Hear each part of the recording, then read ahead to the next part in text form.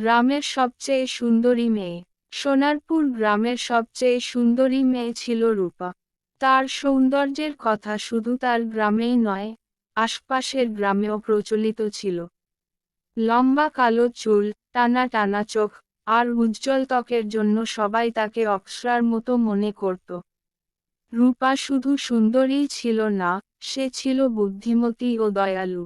গরিব দুঃখীদের সাহায্য করত, আর সবসময় হাসি খুশি থাকত।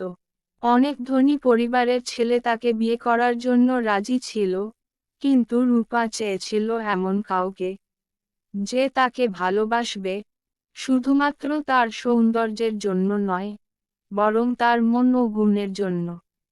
দরিদ্র কৃষক অজিত। একই গ্রামে থাকত অজিত।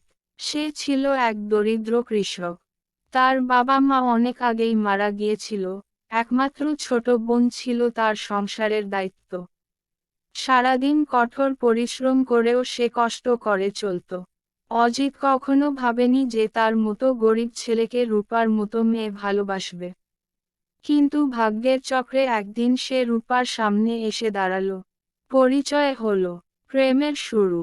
সেই দিন পর রূপার মনে অজিতের জন্য এক ধরনের ভালোবাসা জন্মায়। সে বুঝতে পারে, অজিত গরিব হতে পারে, কিন্তু সে সৎ, পরিশ্রমী ও মহৎ হৃদয়ের মানুষ। অজিতও ধীরে ধীরে রূপার প্রতি দুর্বল হয়ে পড়ে। তারপর তাদের দুইজনের বিয়ে হয় এবং সুখে শান্তিতে সংসার করে।